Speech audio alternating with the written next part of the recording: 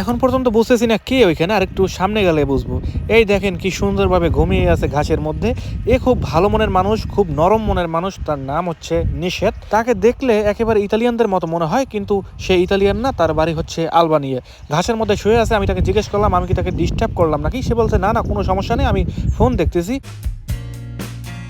ইতালিতে যত রকমের আইসক্রিম আছে, সর্বপ্রথম স্থানে রাখবো কফির আইসক্রিমটা। অনেক আইসক্রিম খাইছে এইসব মার্কেট থেকে, কিন্তু কফিটাই সবচেয়ে বেশি মজা লাগছে। আর আজকেও হাতে ধরার পরে বেশ ভালোই মনে হইলো। মানে এখন পর্যন্ত ভিতরে ঠান্ডা আছে এমনটাই বুঝতে পারলাম। এই দেখেন একটু নরম হয়ে গেছে, তবে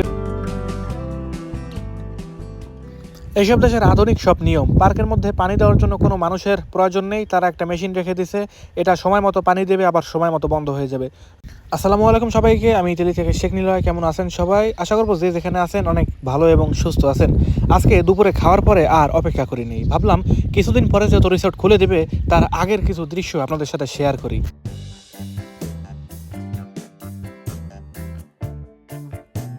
ডান পাশে দেখতেছেন সাগরের পাড়ে যে ধরনের সিটগুলো দেওয়া হবে, ওই সিটও কিন্তু চলে আসছে। আর অনেক সিট একেবারে সাগরের পাড়ের বালির উপরেও কিন্তু রাখা হয়েছে।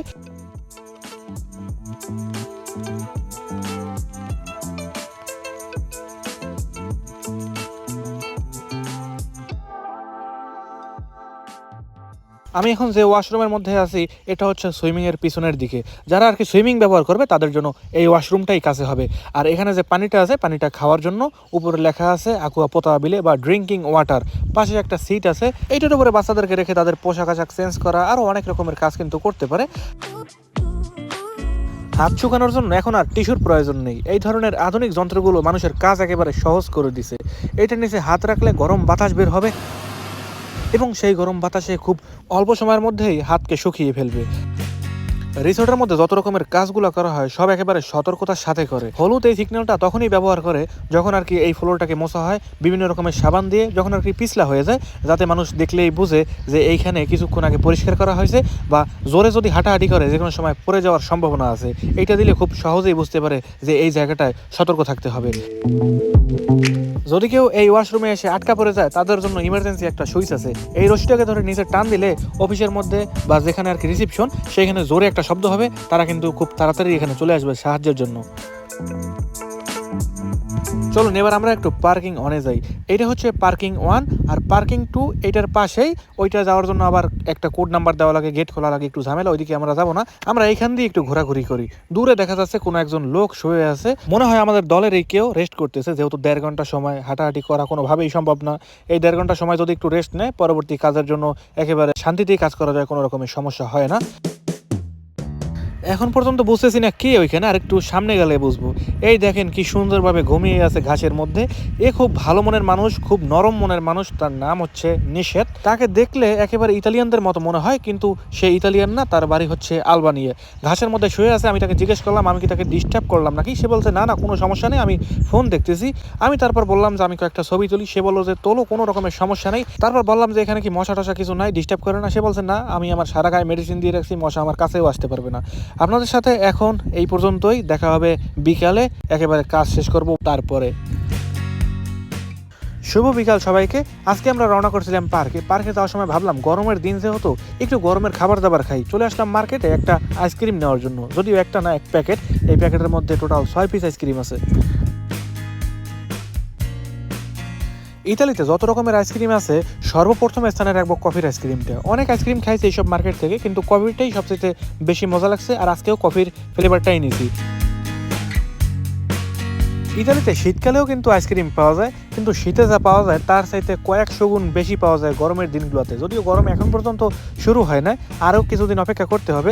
এর আগেই মার্কেটে একেবারে আইসক্রিম দিয়ে ভরে ফেলছে। চলেন এবার আমরা সরাসরি পার্কের দিকে চলে যাই।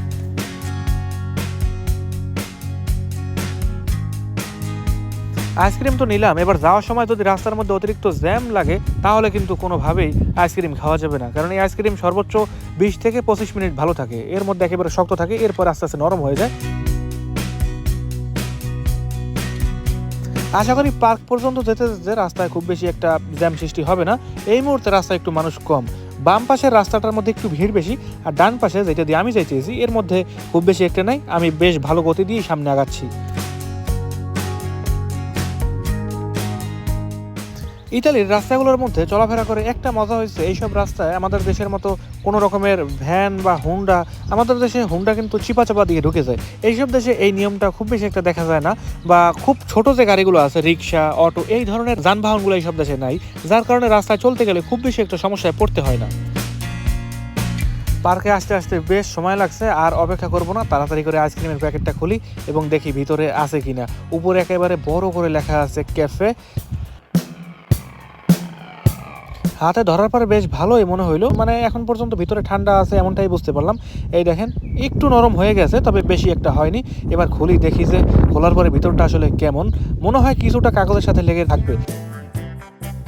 ফ্রিজ থেকে বের করার পরে আইসক্রিমটা যেমনটা থাকে এখন কিন্তু তেমনটা আর দেখতে পেলাম না, কাগজের সাথে সব লেগে আইসক্রিমের ভিতরে যে ডিজাইন আছে, ডিজাইন একেবারে চেঞ্জ হয়ে গেছে। এই প্যাকেটের মধ্যে টোটাল 6 পিস আইসক্রিম আছে, দাম নিচ্ছে €2.90। আর যদি অফারের একটি কার্ড না থাকে তাহলে দাম দিতে হবে €3। আমরা যত সবসময় ওয়াসি মার্কেট দিয়ে কেনাকাটা করি, কার্ড আমাদের সাথেই ছিল, অফারেই কিনছি এইটা আমরা। আমাদের দেশের পার্কগুলোর ভিতরে বাইরে বিভিন্ন জায়গায় খাবারের ব্যবস্থা থাকে, কিন্তু এইসব দেশে ওই খাবারগুলো আশা করাটাও একেবারে কল্পনার বাইরে। যদি কিছু খেতে ইচ্ছে করে তাহলে আমাদের দূর থেকে ঠিক এভাবে করেই নিয়ে আসতে হয়। এভারেস্ট মার্কেট দিয়ে আরেকদিন এই আইসক্রিমগুলো কিনছিলাম, কোনগুলো একটু ভালো লাগেনি, একেবারে নরম রুটির মতো মনে হয়। আর এই ওয়াসি মার্কেটের আইসক্রিমের যে কোনগুলো আছে এগুলো একেবারে টোষের মতো মুসমুসে থাকে, যার কারণে একটু ওয়াসি মার্কেটটা দূর হলেও ওইখান থেকেই আইসক্রিমগুলো কেনা হয়।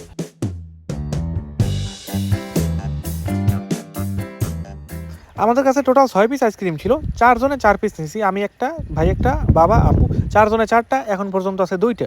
যদি কোনো দেশি মানুষের সাথে দেখা হতো তাদেরকে হয়তো বা খাওয়াইতে পারতাম, কিন্তু পার্কের মধ্যে একজন মানুষও নেই। দেখতে দেখতে রাত হয়ে গেল, হঠাৎ করেই দেখি পার্কের মধ্যে বৃষ্টি শুরু হয়েছে। বৃষ্টির পানি উপর দিয়ে না পড়ে নিচ দিয়ে উপরের দিকে উঠতেছে। তারপর নিচে তাকিয়ে দেখি ছোট্ট একটি মেশিন, যেটার মধ্যে দিয়ে অতিরিক্ত পরিমাণে পানি বের হচ্ছে এবং পানিগুলো উপরের দিকে উঠে পুরা পার্কের মধ্যে যত ঘাস আছে এই ঘাসগুলোর উপরে দিতেছে।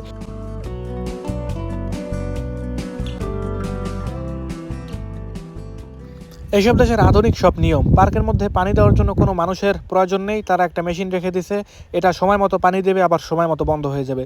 যদি এই মেশিনটার পাশে থাকতাম কিছুক্ষণ আগে, আমার একেবারে গোসল করে দিত এই শীতের মধ্যে।